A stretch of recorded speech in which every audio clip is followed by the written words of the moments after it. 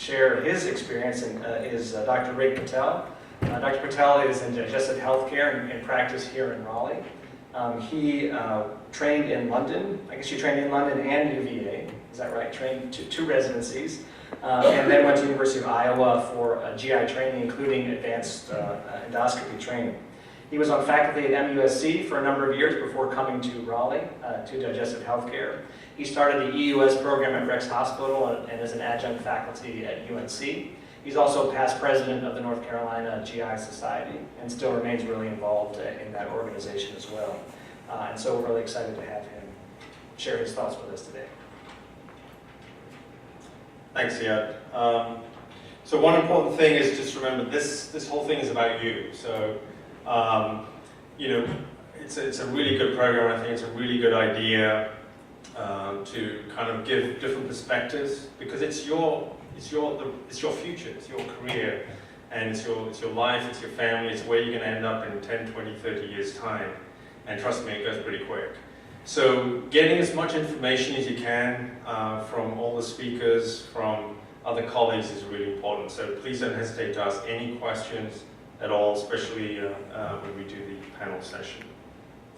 So a couple of questions that certainly happens, and I know when, you know, in fellowship by definition you're in a fairly academic environment, and one of the things that go around is why on earth would you do private practice? Well, my response has always been, well, why not private practice? You're certainly in the trench of providing direct healthcare, and always in a team model, you're never alone. You're still providing 100% GI-specific care, and it's mostly consultative. And you're really doing what you're trained to do. This is what you've been doing for the last few years, and you can really focus on that. There are many models for personal growth. I definitely do not think it's a rut. A lot of people feel that in private practice it's a rut, it's depressing, you can never get out of it. There are so many ways you can go, and it's almost the same advice I give to someone who's contemplating doing medicine. There are so many avenues you can go down in a career of medicine, and the same goes for private practice. You also have the opportunity of owning and running your own successful business, which is a whole different learning curve that you would need to go through.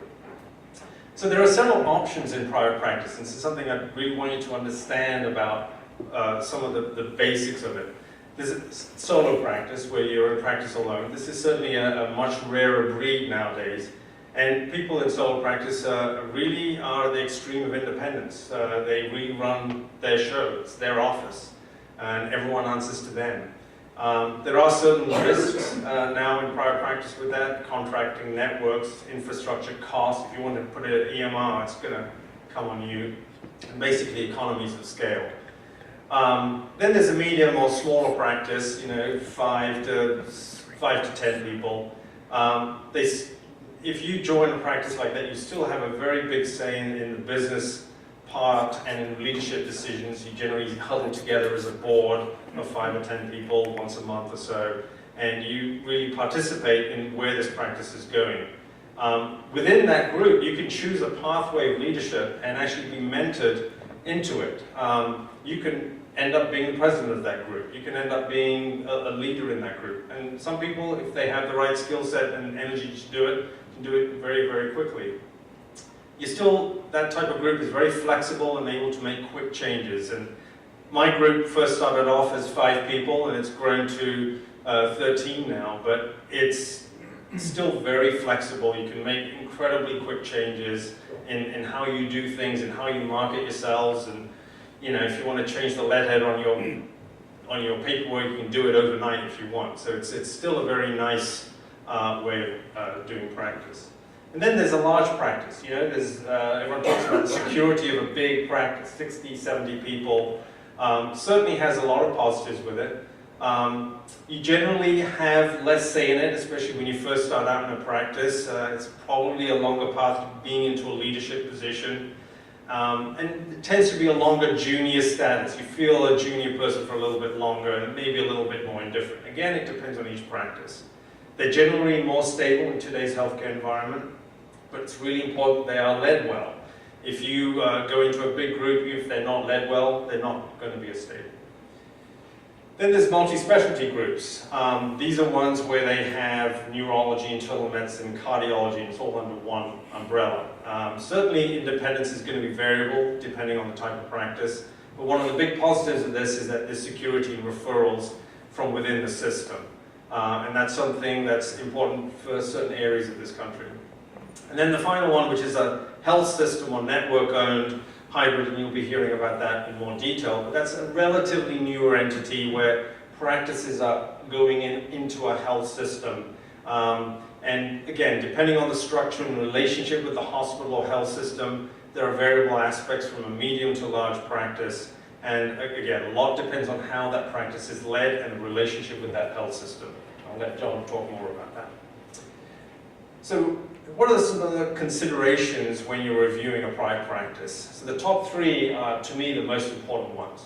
The practice model. Do you want to be a single practice, a single specialty, a single person, a small practice, a humongous practice, a multi-specialty practice, or do you want to go straight into a health system-owned practice?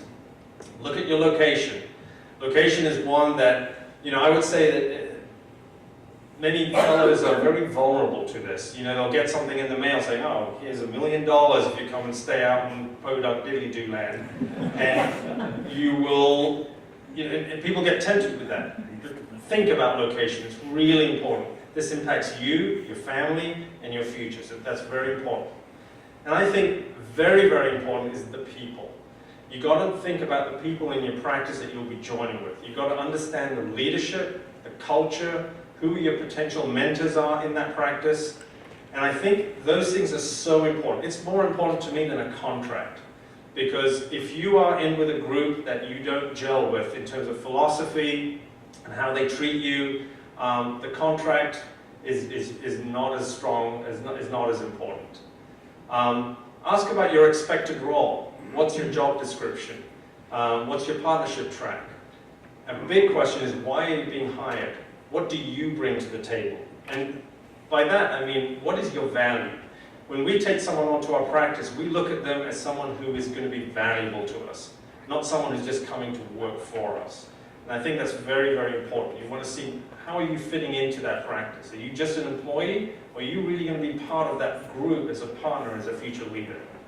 We want to look at the stability of that practice, look at the surrounding competition, the market risks. Are they about to be replaced by another health system, or is there an ACO that could take them on? Is the average age in that group 75 and they're all about to leave as soon as you show up? You've got to think about stability of that practice. And then you want to look at comprehensive GI service line with access to other specialties of good quality. By this I mean, when you go into a practice, you really want to make sure you've got people around you that can mentor you with general GI aspects, but you want to make sure you've got a good surgeon to help you take care of your patients. You've got a good radiologist, you've got good pathologists, because all these are parts of your care. And one of the aspects of being in an academic center where you're training right now, it's very easy to take that for granted. Very, very easy to look at a CT report and say, it's negative, you're good. Sometimes you can go out in the community, and I've seen it so many times, you get a negative CT report. You need to read it yourself because they're wrong sometimes. And so you've got to be aware of these type of aspects. What's your access to tertiary care? You will, in your career, have patients that need to have tertiary care, whether it's transplant, very complex inflammatory bowel disease, or complex procedures. What's your access to tertiary care? Otherwise, you're going to be left holding on to these patients and trying to manage them. It can be very, very difficult. So these are the sort of things you want to be thinking about as what your comfort level are. Obviously, you want to think about financial aspects. I've put that lower on the list for a very important reason. When you're in private practice, you'll generally do okay financially, but I would not put that at the top of your list. A lot of the times I interview people, and that's the first question they ask, which is a fair question. You need to understand the structure and how things are going to work. But those top three are really the more important things you should be looking at before you move on. And then time off, call as a partner, are certainly obviously lifestyle aspects that you would need to work out. So, important thing, surround yourself by people with the same mission as you. By that, again, I mean, pick your partners well. It is a very, very important aspect. And before you look at a practice, you've got to think about, who are you? What are your family values? What is your culture of decision making? When you join a practice, it is like a marriage. You're aligning your life values with the practice culture, and it makes decisions less controversial if you think along the same lines. I'll give you examples.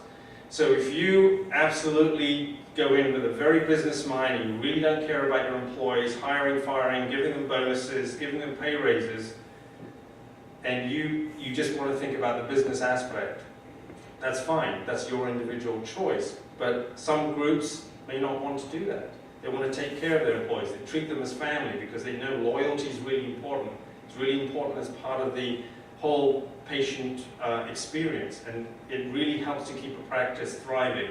It's about how you treat other people, how you treat junior partners, how you treat retiring partners. All these cultural things come up in big decisions in a practice. So you've got to decide who you are and match that with the group that you're going to be going with. Look at your work and career goals. Are you a clock in, clock out person? There's nothing wrong with that in private practice. Some people want to come in, and we have people like that in my practice, who want to come in, they'll do their work, they'll clock out and go home, and they'll do what they need to do, and they do a great job in the practice. But they don't want to be part of the management, dealing with staffing, dealing with contracting, expanding the endoscopy center, but that's fine. You decide, are you that type of person, and how are you going to fit into that group? And you want to look, are you interested in leadership? Or you want to look at business opportunities? Are you an innovator? Do you want to do research and teaching, mentoring and education? Are you interested in policy, access to academic discussion, and be a community leader? Now I'll tell you, a lot of these things on that last group, you may not have that in you right now. You're really focusing on getting good GI training. But these will potentially come on later in life. And these are, for me, have been a very satisfying aspect of my practice, because I've been part of the community, I've mentored people, teach people, and I think it's a really important part. It's certainly more fulfilling. So these are things that you want to think about. Are you going to a practice that has that aspect of it, has had people who've done that before, that you can mentor into that and actually become leaders in the future? More about you. Where do you want to live long term? Again, this is important. Do not get tempted by those big first-year salaries out in the middle of nowhere. Do not let salary affect this. This is where you're going to take your family. This is where you're going to anchor your family. And this is a very, very important thing. I've seen so many people who've gone straight out of fellowship to an area. They were tempted by things other than location and some of the aspects I talked about, and they leave after 1 or 2 years. When you move in private practice, it is quite an upheaval. You have to sort of start all over again. Family considerations and your significant other's career. I mean, you want to be happy as a family. You don't drag your partner out in the middle of nowhere because they won't be happy. You've got to discuss this and see what's best for your whole family. Look at education and your child raising opportunities.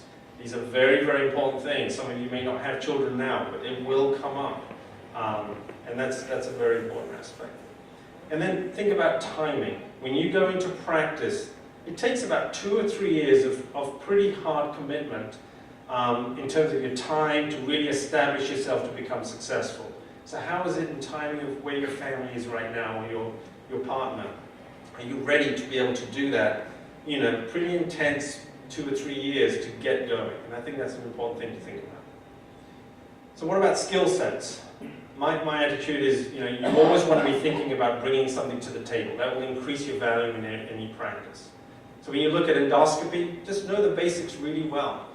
One of the things that I see with fellows who come out into practice is be ready to be alone. It's so easy after 3 years to have someone over your shoulder saying, hey, yeah, just use a bigger balloon. Yeah, do a bigger cut. Yeah, you can take that polyp off. Suddenly they're gone. And you're there alone in a dark room with strange people. It's scary. So a lot of the times, and we recognize that, we know that, we tell our new recruits, just call us in the room. We'll be there. But just know that. It's a feeling you won't recognize until you actually see it. I went through it, I know. And just know about equipment. Remember, you may join a practice, whatever equipment you've been using in fellowship, you may start with totally different equipment, totally different scopes, catheters.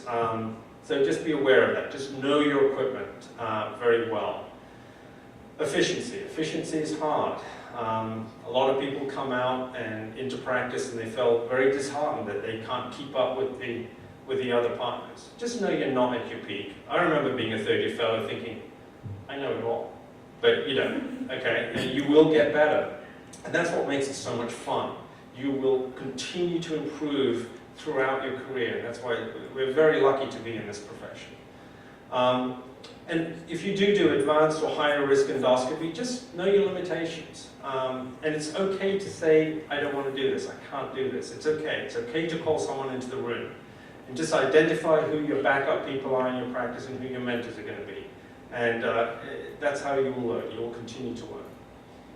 Other specific skill sets, like I talked about, know your ancillaries, your pathology and x-ray. Develop your complete algorithms. By this I mean, you will become more efficient by just knowing how to manage patients with specific diseases very, very quickly in your own algorithm and create your own style. That takes a couple of years in practice. Know your resources in terms of mentors, who you're going to call in for what, phone calls into a tertiary center, whatever you need. And this is important. Fill the gaps in your knowledge and experience now. You are the only ones that know this, okay? And again, in a third year or towards the end of your second year of your fellowship, you feel that, okay, I'm good, I can get to the CECM, I can do this. But just really look inside and see what you can do to learn what you can. You're in great institutions, all of you are. You have great resources, use them. And this, I like this one because if you only do what you can do, you will never be more than you are now. Just remember that as a third-year fellow. Please remember that. Get as much as you can out. Squeeze out as much as you can from those great people around you. So, other skill sets. Start thinking about the business of medicine. This you do not learn in fellowship. Learn about healthcare specifics. Understand billing and coding. You need to start looking at that. Know what collections means. What's its impact on you. Know what accounts receivable are. What is overhead? Know about healthcare environment, because that will help you determine the stability of practices you're looking at. What are ACOs? What are networks? What does steerage mean? What are quality measures? How's that affecting reimbursement in that particular area? You want to know basic structure of running a company, reviewing financial reports, distribution formula, contracting, networks, understanding about macros, I'm sure you all learned about, and healthcare changes. Now, don't get scared with that, okay? When you first go into practice, you will have no idea. You'll go to your first financial meeting, you'll have all these reports come out, and you'll be deer in the headlights. You won't have a clue what's going on.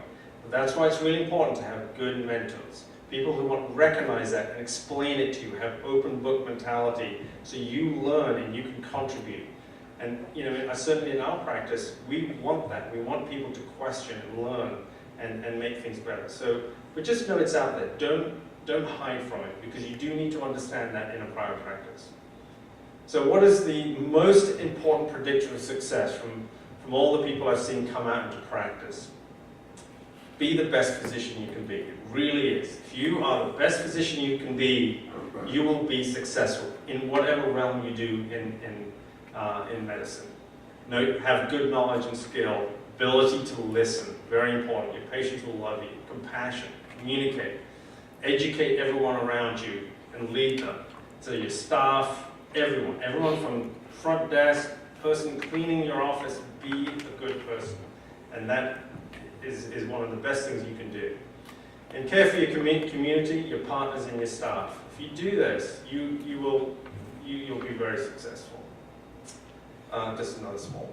No matter how educated, talented, rich, or cool you believe you are, how you treat people ultimately tells all. It's so true for private practice in particular. And this is how you will get a very good reputation by just doing the right thing. So what's fun in practice? What I'm enjoying is certainly the impact on the community, directing my practice, involvement of the hospital, health systems, and networks, being part of the state GI vision, colon cancer roundtables and committees. What I like is a collegiality with partners and employees. We're all in this together. evolving the practice and growing. We started off as one office, we have 6 offices now, we have 3 endoscopy centers, and we all started off as one, continue to grow. And being part of a successful business, I've certainly learned a lot more skill sets after coming out into practice. You are always teaching and mentoring. You are always teaching a new nurse. You're always teaching a new nurse in the office or in endoscopy. You get a chance to give talks in the community, and you will continue to learn, and it is fun. So really, to summarize, your success or happiness in practice is affected by, number 1, be a good physician. Learn as much as you can, as well as you can now. That's the best message I can give you. Choosing the right partners and practice model and location that is personalized to you. Know who you are, who your family is, and what you really, really want. Don't get distracted by financials at this stage. Know that there is a learning curve after fellowship, which is accelerated by really good mentors. And just be patient. You will get there. Okay, everyone's very impatient to get there, and I want to be earning this, I want to be able to do this. You will get there. Be patient. And I'll end right there. Thank you.